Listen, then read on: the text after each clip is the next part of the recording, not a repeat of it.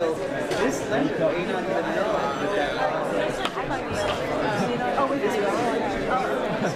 The topic for today is it's the beginning of the fourth and final section of the course. Fortunately today the FT is very much in sync with me. And so on the front page here they have an article, Regulators to Tackle Shadow Banking.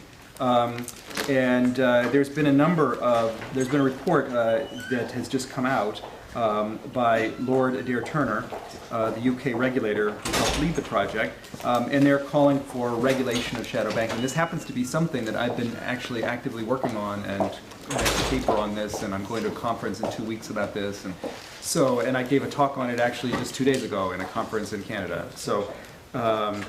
Among the and I didn't know what their proposals were.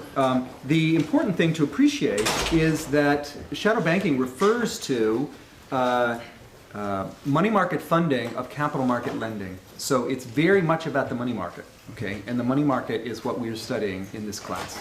And in this last section of the course, what we're essentially doing is extending the money view from the money market to the capital market, to the prices of risk.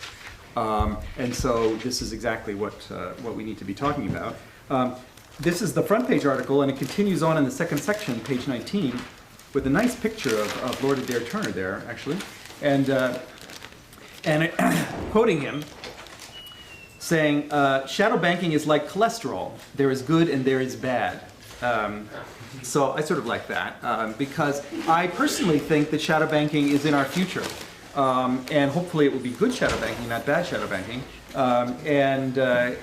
So one of my efforts to make the world a better place is to try to ensure that it's good shadow banking rather than bad shadow banking. So here on the bottom I'm showing something called a traditional bank. Sometimes I like to call that the Jimmy Stewart Bank, after the famous holiday movie with Jimmy Stewart in it, and there's a run on his bank. And what you see there is deposits on one side and loans on the asset side. And this bank is backstopped by the FDIC, which ensures the deposits and therefore the solvency of the bank in a sense, and that the deposits are going to get paid. And the Federal Reserve Bank is the other backstop, which is a liquidity backstop. So there's a solvency backstop and a liquidity backstop. That's a traditional bank. And when most economists, in fact most people, say bank, okay, to the extent that they have any balance sheet in their mind, that's the balance sheet that they have in mind. Okay.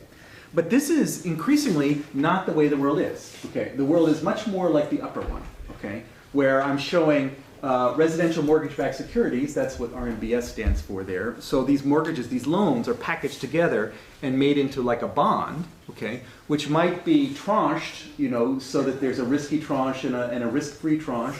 And then further insured, so I'm showing an interest rate swap and a credit default swap, and then funded in the money market with RP, repurchase agreements, with repo or asset-backed commercial paper, which is held by a money market mutual fund. So you can see that there's deposits on one side and there's loans on the other side, but there's all this sort of stuff in the middle, and that's what we mean when we're talking about a shadow banking. A shadow bank is money market funding of capital market lending, and you can see that there. And in order to understand how shadow banks work, you need to appreciate that on both sides of the balance sheet, the prices that you're dealing with are market prices. Okay, that the money market funding rate, okay, which we know a lot about from this course, but also the price of risk, the price of these securities, and so that's where we're going. We're moving toward thinking about the price of risk, which is these interest rate swaps and credit default swaps. That's what we're going to be talking about after Thanksgiving.